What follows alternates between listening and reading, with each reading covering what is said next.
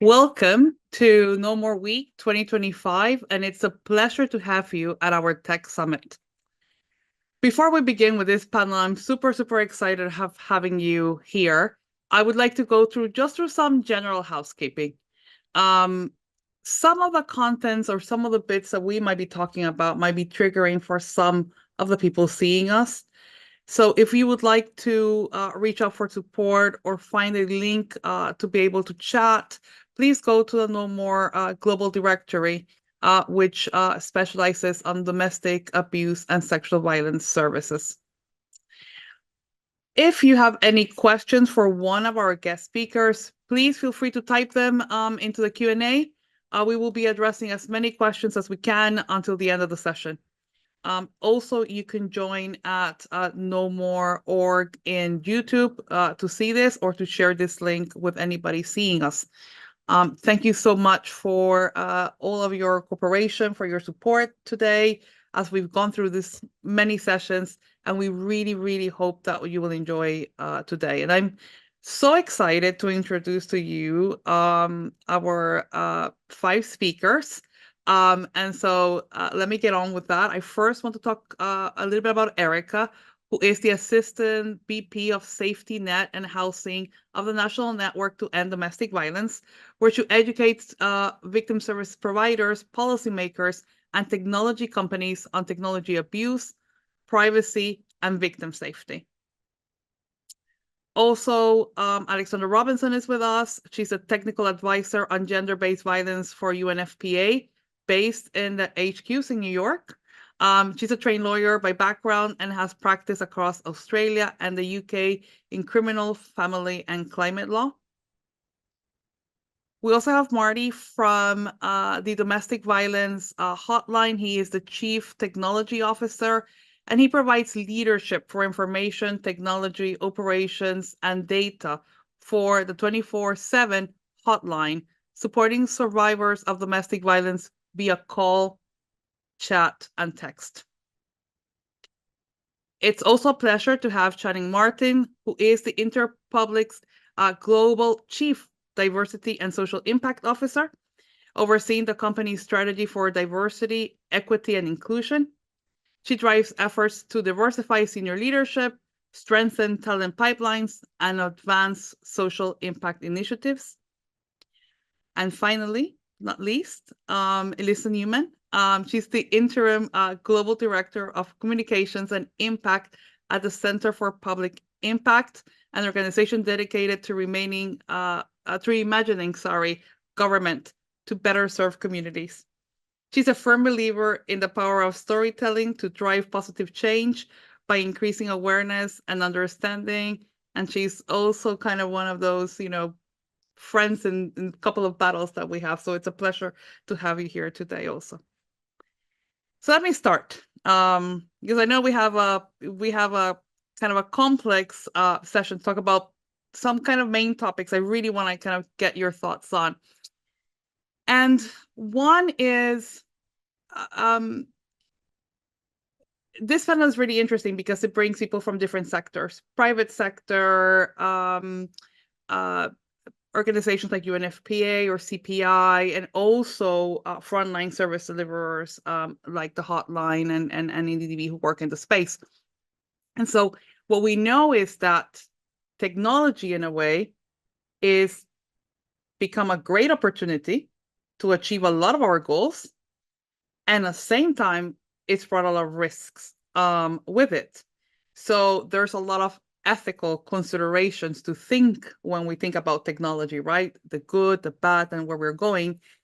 And I know Alexandra UNFPA has been talking and discussing, especially its kind of ethical implications a lot. So from your perspective, how do you see that dual role in terms of technology, and where does the line kind of stand?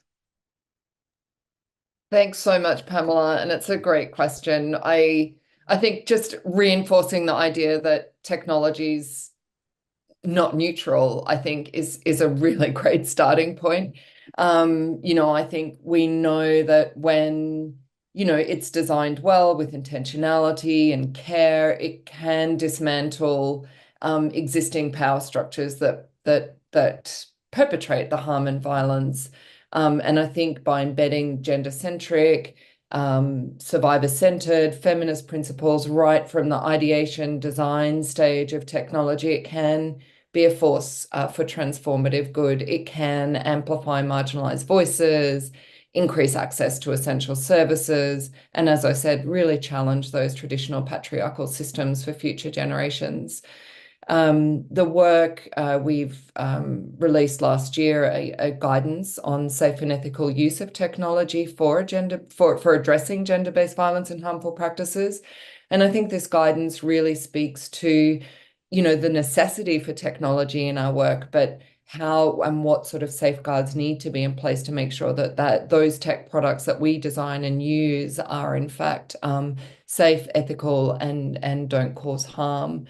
Next week, or on the 11th of March, we'll be hosting a safety showcase event during the Commission on the Status of Women. And this is about reimagining gender in technology.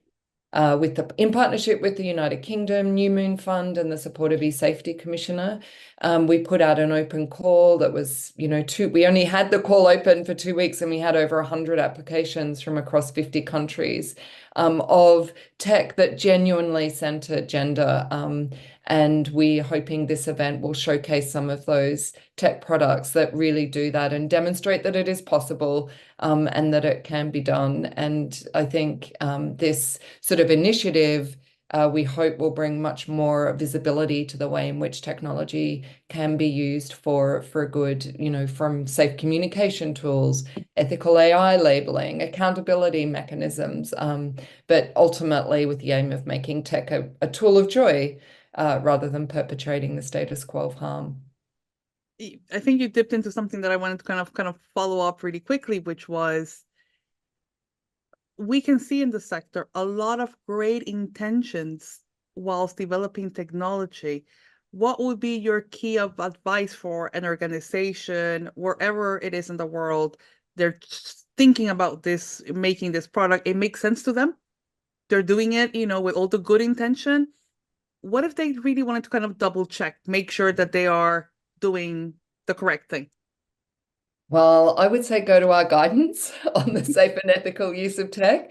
And part of that really is about demonstrating, what the responsibility of the GBV provider is and what the responsibility of the tech developer is, and where and how they both come together in different stages of that tech ideation, design, and development process to make sure that the tech does center survivor risks, harms, and needs at the center of that design process. Thank you so much for that. And I'm going to follow up with Marty on kind of that topic. I remember when AI was coming out, and it was, it was kind of a question. I think the sector kind of just went up in arms, like, we can't touch this, we can't use this. And now, of course, we're starting to see some of the benefits. So how do you see AI shaping the landscape of domestic violence services? Thank you so much for that, Pamela. And Alexandra, I couldn't agree with you more on everything that you said there. I have very, very passionate feelings around how product development needs to be happening in partnership with those of us in the field. To answer your question, Pamela, at the hotline, there's really 2 areas that we're utilizing AI, or that we're exploring AI to improve our service delivery. The first is in providing a tool for our advocates that can listen to the conversation and provide guidance on the quote next best response. Give them a suggestion, and they can then take that suggestion and communicate it. They can adapt it with their own insights that may be more appropriate, or they can ignore it completely and give their own response. But the whole idea is just to simply prompt them with other thoughts that they may not have had at top of mind, and help them to respond in a quicker fashion. At the hotline, our demand far outstrips our capacity. And so we need to do all we can to make our advocates as productive as we can without overwhelming them at the same time. The second use is the use of generative AI providing support to survivors directly. We just completed a pilot that we were very shocked that we had over 1,000 people each week actively engaging with a trauma-informed AI bot. They knew they were talking to a bot. There was no misunderstanding that they were speaking with a live advocate.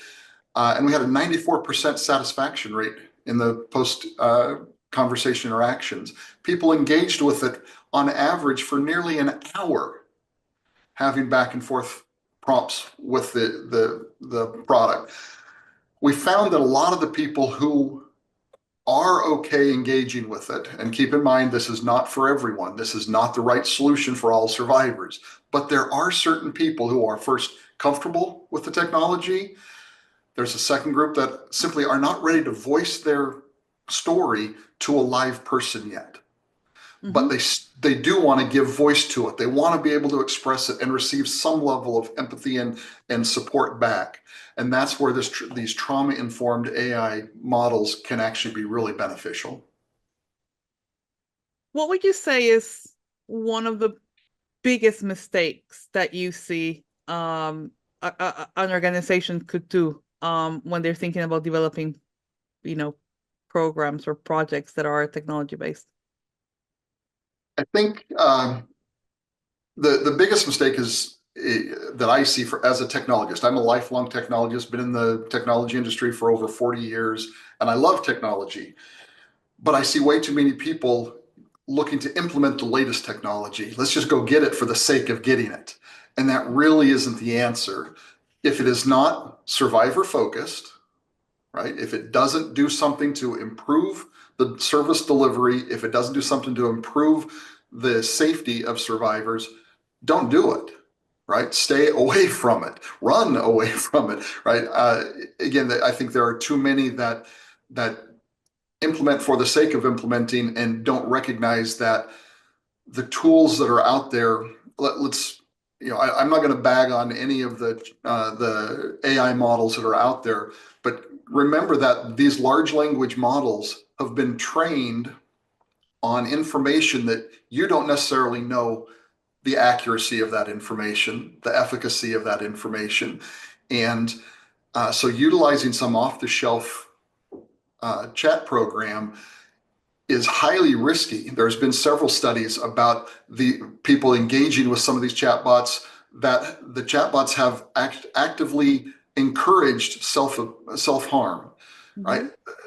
We just can't have that. So it's got to be thoroughly validated. That's why the model that we used in partnership with the Parasol Cooperative, who developed it, is it's trauma-informed. We put it through a bunch of tests to make sure that the responses that it's giving back are as helpful as possible and help improve safety for survivors. The bottom line, safety for survivors.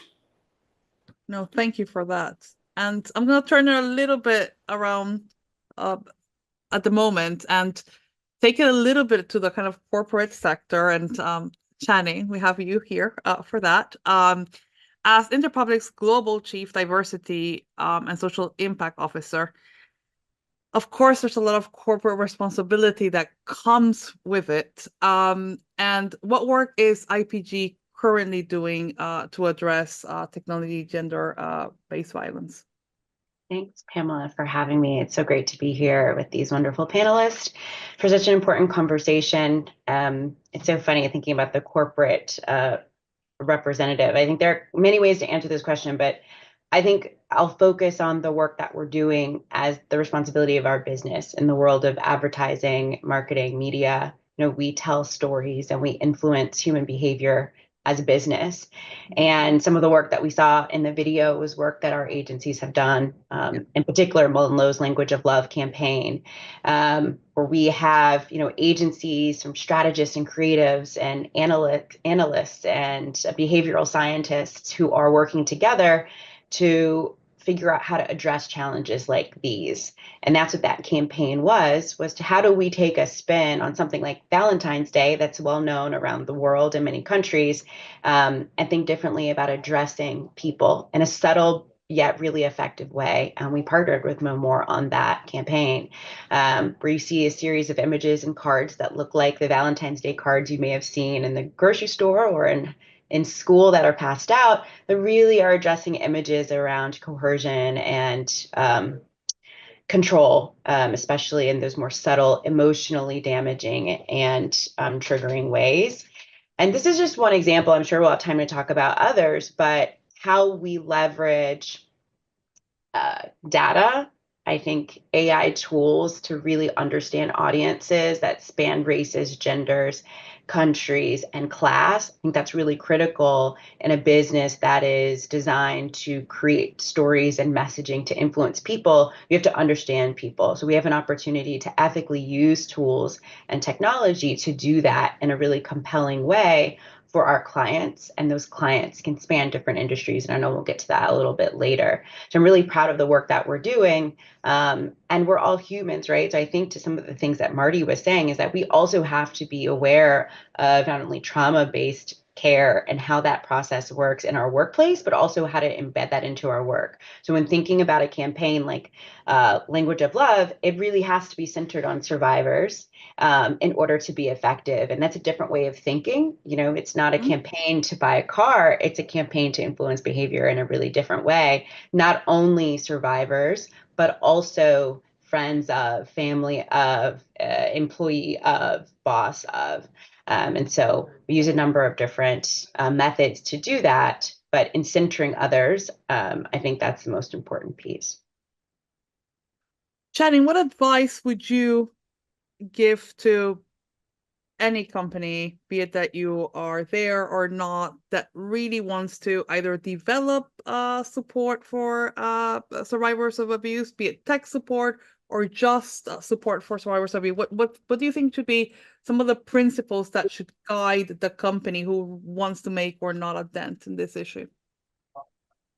What comes to mind are a few things. I think one, for the workplace, it's really critical to think about your talent life cycle. We talk about like attraction to retire, right? From hire to retire. So in the system that you're building to attract talent, your approach to where and how you recruit a survivor of abuse or violence may be really different than your strategy to attract a recent graduate. And so when thinking about practices that address people differently, I think you have to do that in your talent life cycle. That also impacts your benefit system and your packages and flexible work and options for people that are survivors of abuse. And I don't think that we always do that well. We don't center the marginalized or center others very well. And when we do design systems for others, we really end up benefiting more people than not. So I think from an employer corporate workplace perspective, that's really something that I think is important to think about, how to leverage tools and frameworks to center people. I think as a business model, when thinking about impact, it's really important to operationalize impact. And we do that here at Interpublic, not just a standalone kind of diversity and social impact strategy, but how do you embed impact into your business model, into the way that you bill your clients, into your revenue stream, and in partnership with your clients. And so in order to do the work that we did with you all, I mean, that's, you all are a part of our, you know, you're a partner with us in doing so, and being very intentional about addressing the needs of people. And you can think about that as a business model that can be very successful, that has a positive impact on business, on people, on communities. I think when you understand the safety of women and girls and how that positively impacts local economies, which impacts local business, I think you could see the net positives of those outcomes. No, yes. Thank you for that. And I just following on that, I'm going to post this to both Erica and Marty. I know you both work with major tech companies that support NNEV and the hotline. And when they're in an early stage of a product development, their own product development, what would be some of the key considerations that you would think about advising to make sure that product wouldn't cause harm? Erica, let me start with you. Great question. And there's so much really that needs to be considered. I think that first and foremost, what comes to my mind is there needs to be considerations about how the technology can be accessed by other people. I think a significant gap in design considerations is often acknowledging the fact that for many survivors, especially those with intimate partner abuse, there is an issue when the abuser has access to information or technology, and that is a design gap. Mhm. We often design around safety and privacy with the assumption that we're stopping people who don't have access to our personal information, who don't have access to our technology. We're stopping them from getting access. We're stopping them from knowing more about us. It's much easier. It's still a challenge, but it is much easier to think about how we think about privacy and safety against people who don't have that access. The intimate partner angle, there's so much more to consider there. So considering how somebody might access a functionality in their phone or a service or a platform, and the ways that an intimate partner might be able to access that information, use it against them. I think that comes to my mind first and foremost, and then also identifying how to communicate with users when there are safety concerns, because inevitably there will be safety concerns. So, you're not going to be able to prevent them all. You have to think about how people can safely communicate with companies about what they're experiencing and how they are empathetically and through a trauma-informed lens responding to those needs. I'd say those things come to my mind immediately. Thank you, Marty. I love being on a panel with people that are smarter than me. No. To me, the most important thing that I can think of, having been in the product development space for some of the largest tech companies out there, is to actually partner with people in the field. Right? We, as you mentioned earlier, we partner with some of the biggest companies out there and sign non-disclosures with them so that they can release information to us before a product is put out, and we can give them that perspective. Exactly what Erica said. You need to take all these things into consideration. And most tech companies spend their time working on specific use cases, right? They define them before they ever define the product. Here's the use case where we want it to happen. They don't spend a lot of time thinking about what I call the misuse case.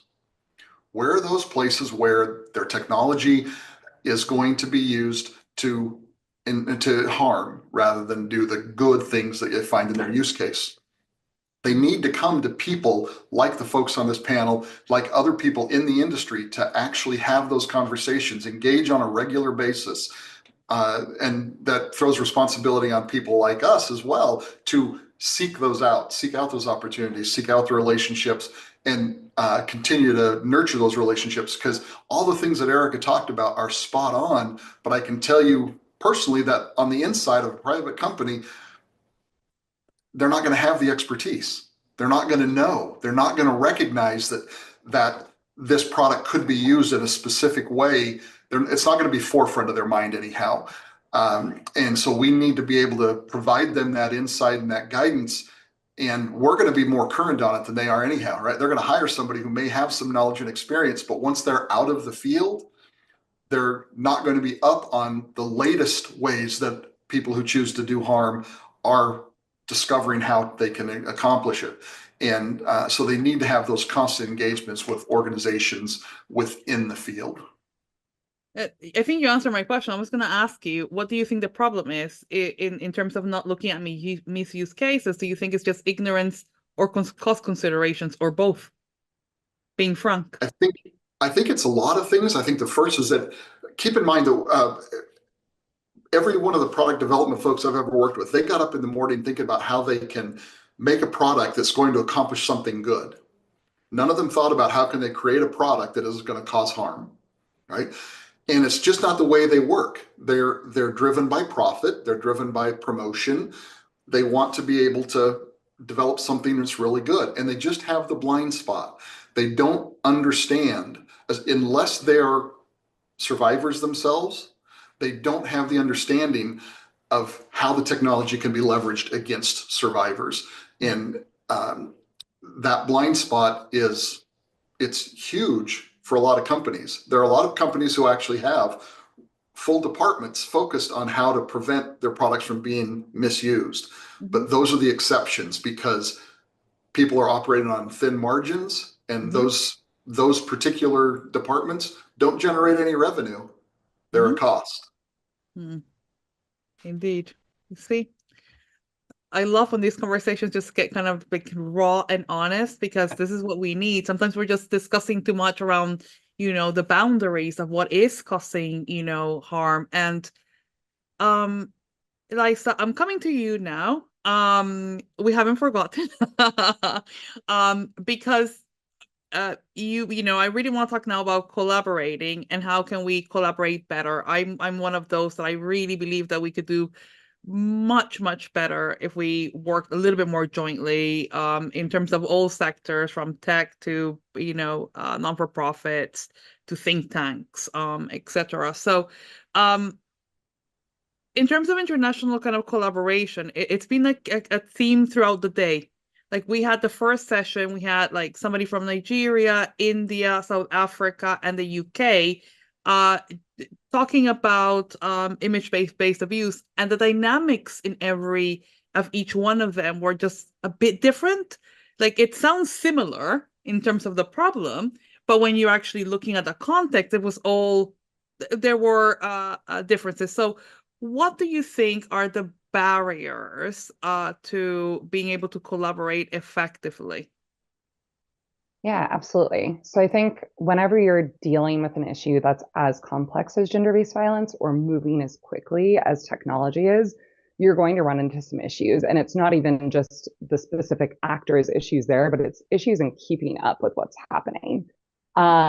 So I think some of the biggest issues you'll see when you're trying to work together is there's going to be issues in how the different problems manifest, where you really need kind of culturally specific voices that can share how a certain problem is showing up in their specific context.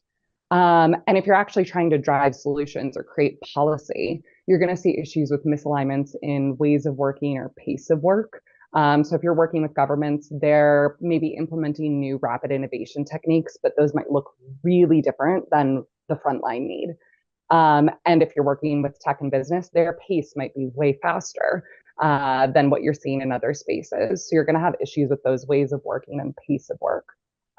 There's also going to be issues of trust. So I'd say right now, in particular, we're at a really polarized moment globally. And so I think you're walking into rooms and you're wondering, how you can address this issue, but you're also worried about the agendas people are bringing in.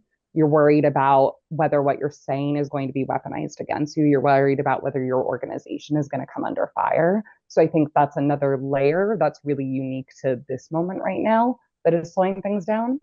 And then I'd say the last piece is not having the right voices at the table. So you mentioned, Pamela, you're seeing kind of the same issue that's showing up in really different ways. And I think that's kind of part of having the right voices at the table. So if you just have a group of folks from government, they're not going to have full visibility into all the different ways that an issue is showing up.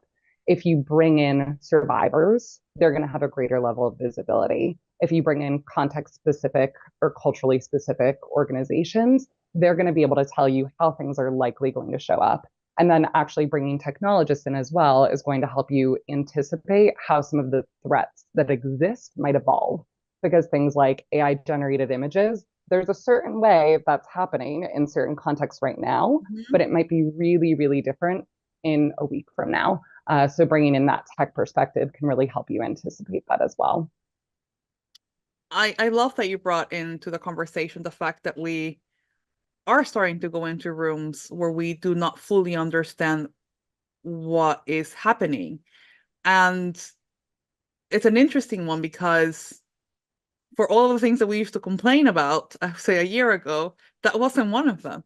At least we could say that in broad terms, we were all on the same side, and just not being able to read the room might start causing even more blocks to this issue. Now, I know the work that CPI does with governments, and I want to kind of get your taste about governments and technology, really. Are they do they understand it enough? Do they just feel like they can't deal with it appropriately? What is your take on where governments are?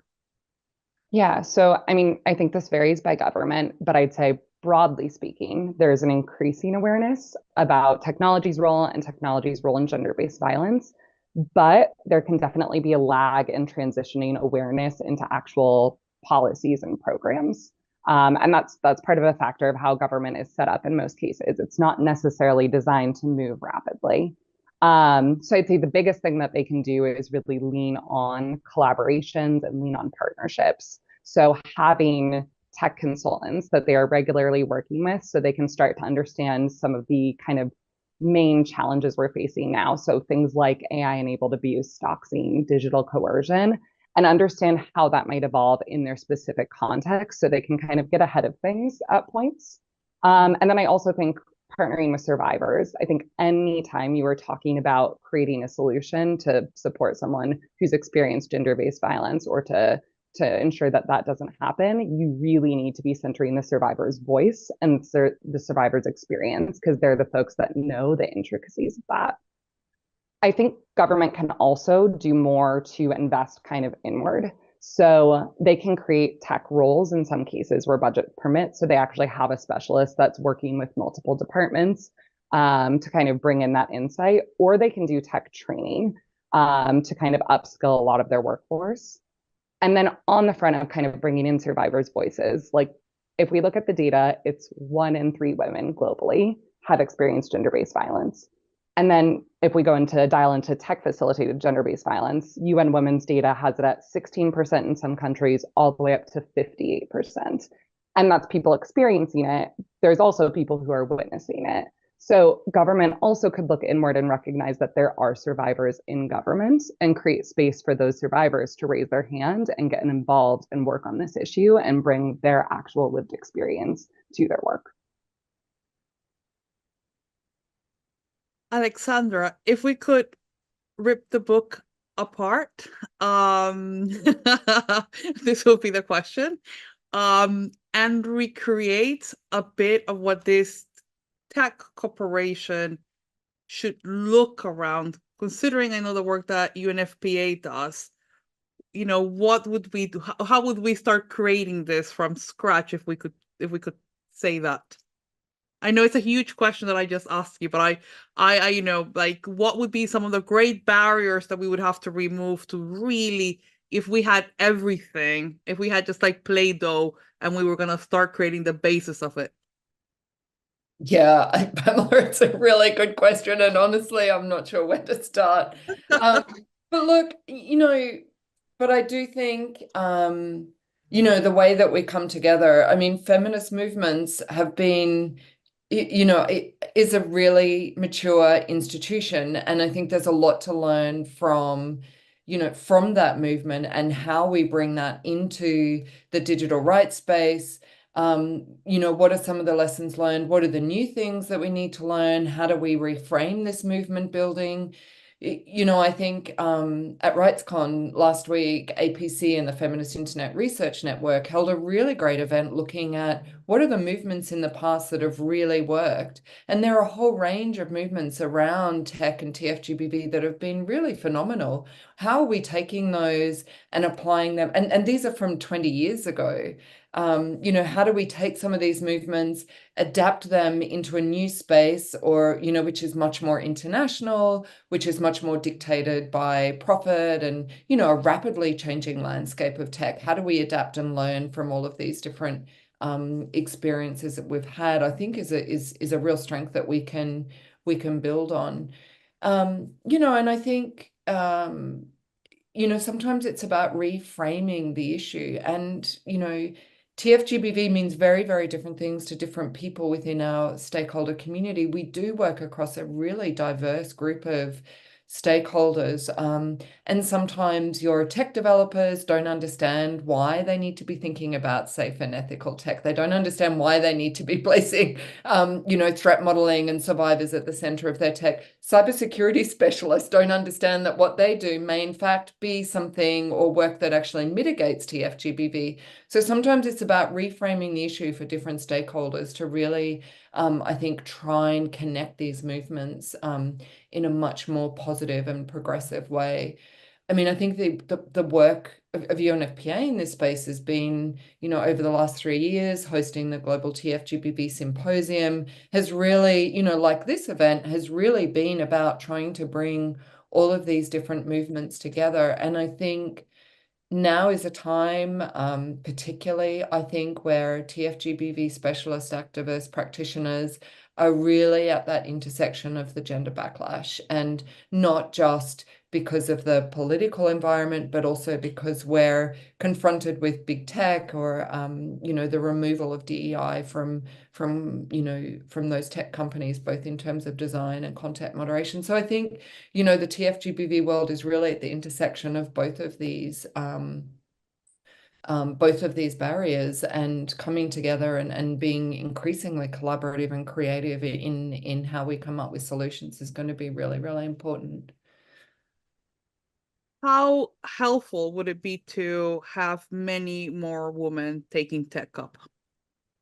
Because we hear this all the time, and I would like to take like a realist take on it. Do you feel it's true? Do you feel that we should be working with anybody in tech doing this, or really, do we need more women involved? I will always advocate for more women to be involved in tech, always and forever. But what I also think needs to be accompanied with that are women-friendly policies within tech companies. Like, it's one thing to bring more women into an industry. It's another thing to create the right environment for them to be and to reach their full potential. So I think both of those things need to come together. And just a big shout out, UNFPA's TGBB summit or conference is 2 days from now. So we'll make sure the team is putting all the resources and the links in the bottom for, everybody else to, join that. Channing, please, you have your hands up. And it's such a great conversation. And, anytime you ask a question like that, my radar goes off. I just want to say thanks for creating a space where we can talk about this and not feel policed for it, or to feel that it's political, because it's not. And I would agree with Alexandra, like, anytime I'm going to advocate for women and girls in whatever room that I'm in. I've been a practitioner and a leader in this space, and talent and performance and human capital for a long time. And I can tell you that the change does take a long time. And so advocating for more women in tech is something I think we should all be doing. But I don't want to neglect the conversation about the people that exist in this space right now. And I think we have a lot of men in tech fields across big tech, small tech, tech that isn't in the headlines all the time, with really critical skill sets to, as you all have mentioned, a really rapidly changing environment that's really profit driven. And I think investing in people in the space now to get them to understand how their skill set is so critical to generating revenue and impacting positive societal change is a win-win for everybody. And I think many men are really open to that conversation and to be utilized as tools for good based on their intellectual property. And I don't think we're having that conversation enough about people who are already at the table. It's not just about your role to open or bring more chairs to the table, but it is about what are you doing with the skill set you have right now. I mean, I work in a creatively driven industry that has a lot of women. We have PR fields are predominantly women, comms are predominantly women, chief creative officers are predominantly men. And so when we partner with, whether it's No More or take a client like a Kimberly Clark or large brand that is really invested in the protection and support of women, we have to work with men. And so I think it's really important to focus on who's already here, in addition to bringing more people into the space. And just because I have you, how do you foresee bringing different sectors together? Because that always seems to be the issue, right? It's like, sometimes it's very easy to talk to the group of, converted, like, we always try to be really careful because we know it's our audience always hearing us. Yeah. What do we do to bring different sectors together? I think you have to center like the revenue generating opportunity. I think that's a key element that's there. And you can go much further together with that partnership. I think it's key. I remember what 10 years ago it was like the PPP term, the private public partnership model that was really successful. But we have to leverage data that is generated by the UN and statistics from organizations like where Marty leads, right? They have real-time information that is really critical to maybe a big corporate entity that wants to leverage those insights to put together a strategy, right, or a campaign. We can't do that in isolation. We have our own AI generative tools, of course, but when we're talking about, access to specific instances or experiences, we want to go to the experts and who has that IP, right? But it is also bringing people along like specialists or privacy experts in the conversation to make sure that we're doing it well. But I think if you lead the conversation around what this does positively for the business, because all of these things positively impact business, then I think you can bring more people along. It's evolving language to meet the current need. And I think that the long-term need is going to stay the same. We're all here to really talk about the prevention of and the support of survivors, right? But we're seeing is rapidly changing technology. We're seeing rapidly changing political environments, rapidly changing priorities from business leaders, literally from one week to the next in some instances. So we have to be flexible in meeting that need to make sure that they are seeing that the net benefit is aligning with them. It's really speaking off the same sheet of music, even though that like you're trying to get to the same crescendo and to the same encore, which is a reduction in violence and elimination of violence and complete and total support of survivors. That's not going to go away, but our attention spans are short. So we do have to adapt our methods to get to that same end goal. Thank you for that. And Erica, I know NNEDV, especially under tech project, is in this unique position where you work a lot with private industry, you work at a national level, so you work with government, local government, and also international organizations. As one of the first organizations that really had a department from the sector dedicated to tech abuse. How do you or how should we make this collaboration successful? It's such a great question. And this has been such a great conversation overall. I just have to say, I know I'm going to echo some of the points already made by this brilliant panel. I could listen to all of you all day. I think these collaborations are incredibly important to meeting the needs of survivors and those of victim service providers. So it's definitely part of the work. We have to figure out ways to make them successful and effective. Safety Net is turning 25 this year. We have an anniversary coming up. I have been here for almost 18 of those. When I first started, we had a handful of partnerships with tech companies that were beginning to see this intersection and how their products or services were impacting victims of violence specifically. And through the years, the number of these collaborations has just grown and expanded significantly.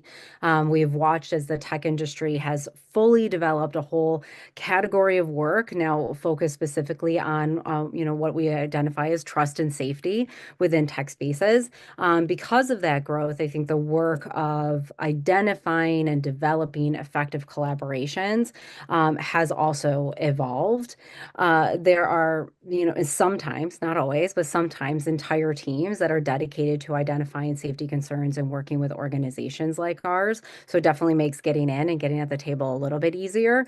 Within those dedicated teams, there are often people that come from victim services, the privacy field, human rights work, which means identifying common ground and building up those in bridging the knowledge gaps can be a little bit easier. But I think we have to identify every time we're starting collaborations, what the strengths are. are and where and what the gaps are. If they don't have that expertise, if they haven't built up those teams, if they haven't hired people from our spaces, then we know we need to lean into that a little bit more. Fundamentally, what I think has never changed is the need, even there's so much evolution in this, I think that what has never changed is the need to identify, common ground and shared goals. I might not care about the company's bottom line, but they will. And their bosses, the people that I'm speaking to, their bosses will. And user safety can be deeply connected to profits, and we can get buy-in, and we need to focus on that and identify that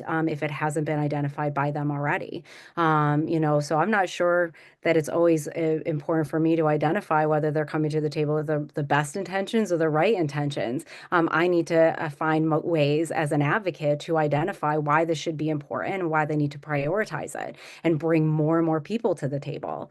And I'll say we never come to the table with the perspective that it will be a one-sided conversation, them just learning from us to do better. I've always thought that it was important to these partnerships for us to recognize both the expertise that we bring to the table and the gaps in our own knowledge. I want to create spaces where I can have open and ongoing conversations about these issues. I want to bring all my questions about technology to the table. And, how does this function? Can you explain to me a little bit more about the functionality of this? Can you explain to me about the what is the data that has led you to make these decisions or is leading you to wanting to develop this product? I want to understand that, because understanding that is going to be key to really engaging in a thorough conversation. And then I can share my expertise in victim safety. I can share my expertise in identifying the unique things that exist for survivors, this unique threat model that they may not have even considered yet. And that's my job of it. But it's really coming together, understanding what our gaps are, having those honest conversations. That's where we get to have a space where we can identify changes in functionality or design that can minimize opportunities for abuse and increase ways to support survivors, which is our goal and should be our common goal. I think that valuing the partnerships of the people at the table is really important, even if I don't fully agree or celebrate all of the decisions of the broader company. I think those, there still has to be a value in the partnership and those conversations, and working to build that means that we create a space where when I don't agree with something that the company is doing, when I don't agree with a direction the design is going in, that I can name that and I can say that and I can advocate and likely be met with a better conversation so that I have space to advocate for a better design. It sounds a little bit simple, but I really do think that some of these conversations, are not easy. The solutions are not simple. We won't always agree. So we really have to focus on building those partnerships to prepare for those difficult, spaces. Thank you for that. And I was going to talk about challenges, just to kind of leave us in a high with challenges, as you can imagine. But actually, I'm going to throw something in the mid-work. We've had a question, which I'm going to start by Elisa because of the work that you guys do, but I want to throw it to everybody. We have somebody who is she's a counselor, at a correction, and she really wants to take this conversation and convince her state DOC that talking about this is important, right? And this can be, in her case, it's obviously her state lead, but this could be a company lead when we want to talk to this conversation. It could be whoever is high up that can make this conversation happen. What can we advise her? Elisa, I'm going to throw that to you first, and then anybody has advice in trying to kind of put things up there to somebody that could actually make a difference. Yeah, so I think actually a lot of it goes to what Erica was just saying. It is about finding the piece of this issue that resonates with them. So if you're talking about the issue of gender-based violence, there are so many impacts. There are massive economic impacts There's massive productivity impacts if you're looking at a state level. There's just it's very much interconnected. There's impacts on childcare, right? So find the piece that is really relevant to the organization or the group or the government entity that you're talking to, because there is a nugget in there that they're going to care about. Gender-based violence, it doesn't exist in isolation. It's part of the system. And because of that, there are so many interwoven pieces that you can really dig into to bring attention to. And likewise with tech, when you're looking at that specific angle, tech that you're doing that's oriented on the gender-based violence angle, on making sure you're not creating harm, some of those same strategies can be applicable to other challenges that are faced by different states and governments and companies. So it's really just honing in and figuring out what the priorities are and really, making that the center of your conversation. Marty, I work in a tech company and I want my company to take it just a little bit more seriously. What do I do? Wow. It's definitely going to depend upon the culture within that company. There's some are very open to getting that input. Others are much more siloed. So it's learning a little bit about what type of company it is that you're working for. But once you're there, you simply have to seek out those people who are, I said simply, wow, yeah, so easy to do. What you need to do is seek out the people who are responsible for it. And exactly what Alyssa said, you've got to find out that nugget of truth that will resonate, that will actually trigger something in someone's thoughts that, yes, this is important, and it can mushroom from there, right? That's just the start. But every organization does or should have somebody who would be the entry point into it. And you've just got to find who that person is within your org. Thank you for that.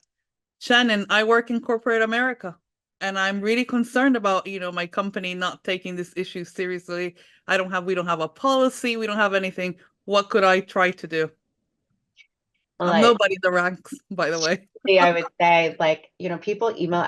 We could imagine I get hundreds of emails a week about something like this, or they're like, listen, you're the chief impact officer. What can we do? So I'd say email those people. We read those emails. We really do. And we advocate for those changes and investment in that work.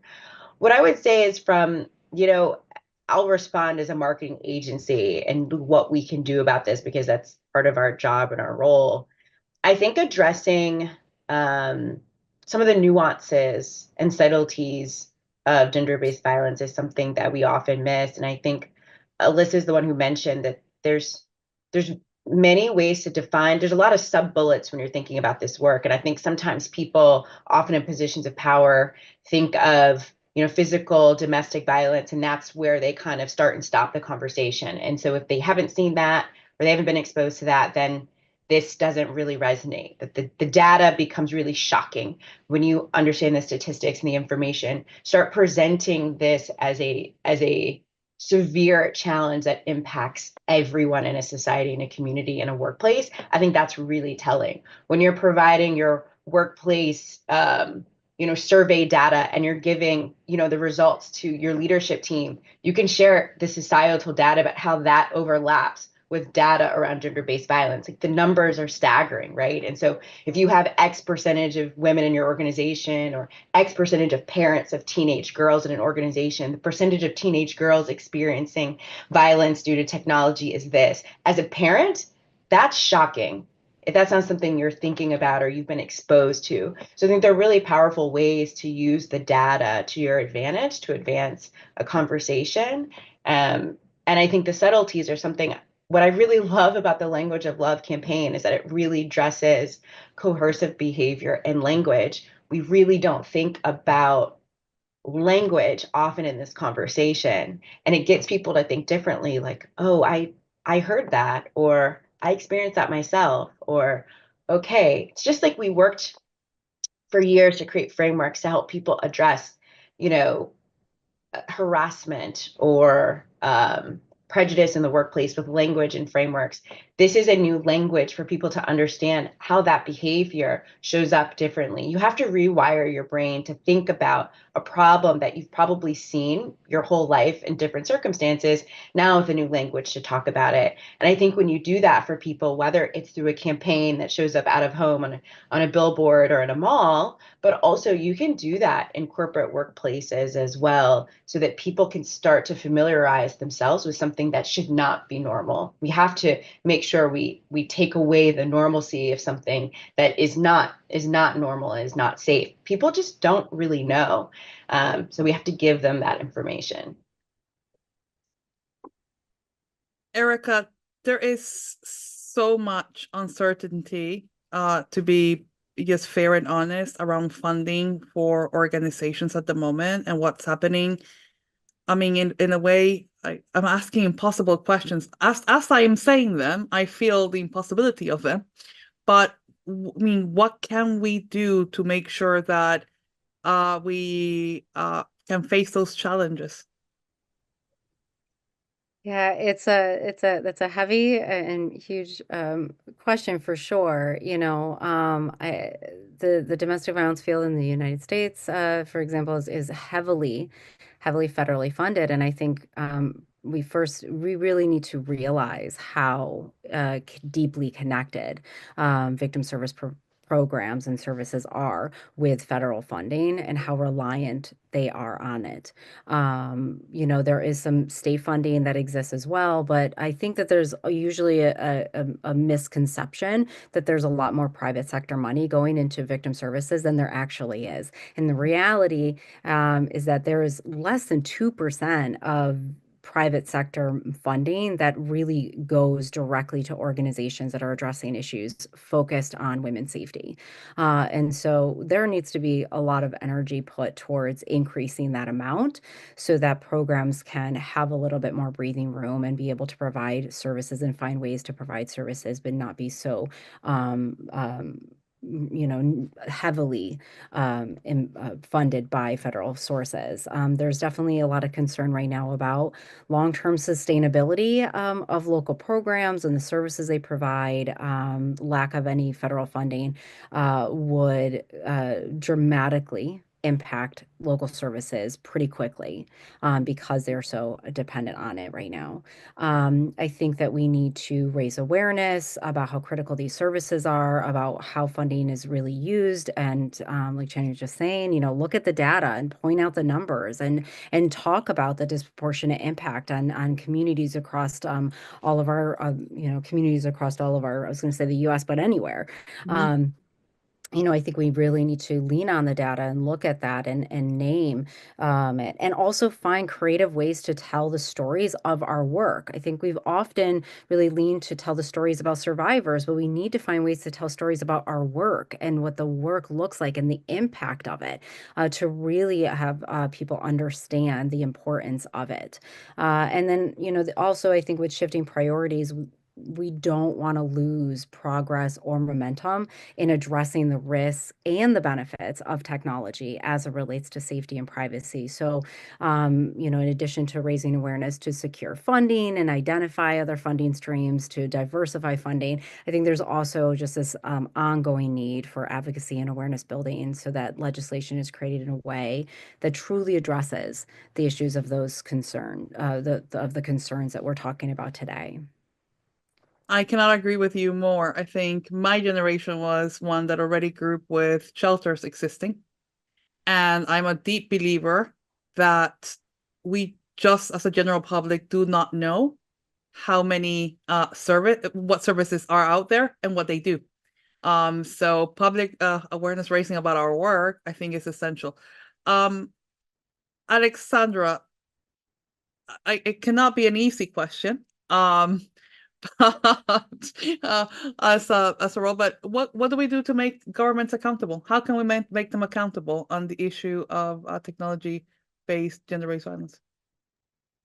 Yeah, good question. Again, I mean, I don't think there's a simple answer about how to make governments accountable. I don't think we can. I think this is about telling the story. This is about having coordinated research, having the right evidence in place and being able to make the case, leveraging different feminist movements, digital rights movements, so leveraging those existing spaces to be able to influence and advocate policymakers in a way that is evidence-based and effective.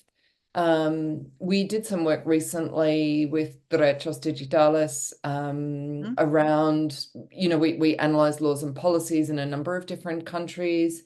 And I think some of the things that we found fundamental to legislative reform that would absolutely need to be included are things like making sure that we avoid morality clauses that can be weaponized against survivors, making sure that TFGBV is the core purpose of any sort of legislative regulatory amendment, mapping the existing landscape. Very often we see laws come in that don't actually understand what existing frameworks may already be in place.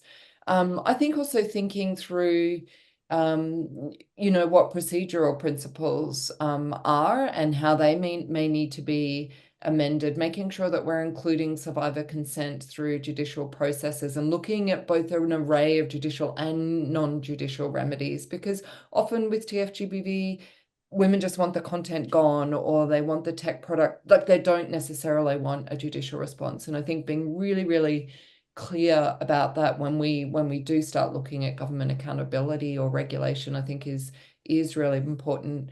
And I think we only get to the heart of that when we have those participatory processes embedded in that design and implementation of law and policy, the same way we do in the design of tech. Really, really important to have those women, those survivor focused organizations who are very much a part of that process of government accountability or government systems of regulation and government accountability. I also just want to add that I think it will really take some time to assess the effectiveness of legal and non-legal approaches to address these harms incurred as a result of TFGBV. And I think particularly as tech develops and legal and social responses to them evolve. So I think it's really important that we integrate systems of monitoring. We remain flexible to what amendments might need to look like in the future. But I just think having those monitoring systems in place as part of any accountability mechanism is going to be really important too. Thank you so much for that. It's been an amazing discussion. We can probably really start. I can only imagine us out of camera talking about this. We'll probably take it forever, and I wouldn't do it with a couple of drinks or something like that. But I just want 30 seconds because we're a little bit over time. If you had one action that you could tell somebody who's seeing the summit that they should do or they should think about when it comes to technology-based gender-based violence, what would that be? Eric, I'm gonna start with you. Oh, it's a big question. I think real quick, I'm going to focus mine on technologists, since we're talking so much about the role of technology companies. I would say that from a design perspective, to challenge the perspective and think about how we are currently developing so much technology with the assumption that those who share a home are always safe to each other. When we have to challenge our assumptions, to really think about the various threat models and different scenarios that then we have to design against. And so I think that is a really important place for technologists to start. Marty. I think I've already hit most of my points home on this one. I think that the engaging with the companies, I don't have vendors, I have partners. Right? And I engage with each and every one of them. I don't care what role they perform to our organization. I engage with all of them to make sure they understand our mission and that we can give them our perspectives on things. So again, it doesn't matter what their role is they're playing, whether a technology company or some other service provider. They need to be partners and understand, and you can get some really good ideas from them. And then the second point is just implementing technology is important, but don't do it just because it's new technology. It has got to be focused on survivors. And if it's not, walk away. Shannon. Wow, that's a big question. I guess my challenge or call to action would be for marketers to really examine their use of technology when storytelling, and you can choose to use it for good or choose it, without thinking. And so I would challenge them to start thinking about their use of technology, in particular, modeling audience modules and consoles, really thinking about who are you listening to and what stories are you telling with the power that you have. That's my call to action. Alexandra. I have the benefit of coming after after 3 interventions that were amazing, and I completely agree with everything. I'm like madly nodding my head. To add to them, I would say digital literacy. I feel like as a community, across the board, really understanding the technology we're using and its impact. And I just think prioritizing digital literacy is incredibly important. Educating yourself about any issue that you want to support is so important. For any activist who might even think, where do I start? Just educating yourself has to be the first step, and then you'll figure out what you want to do because it's your calling. And Elisa, you have the last word. Awesome, thank you. For me, it's committing to survivor-centered design and then also to continuous learning. So recognizing that when we're dealing with tech and when AI is in the picture, the threats that are happening right now are going to be different than the threats that are happening a week from now. So continuously evaluating and learning, and then always having a survivor in the room or involved to make sure solutions truly take their experience into account. Thank you very much for the conversation. I love when we mix different areas of expertise. And sometimes when we don't, but in this occasion, you could see where kind of the breadth of the team really is becomes so strong. So thank you very much. And for everybody seeing us, the next session is on digital war and women, addressing the rise on online misogyny. Thank you very much for here. I think we have a good 5 sessions to go. We'll start with our LATAM sessions in Spanish. So please stay tuned. Thank you very much.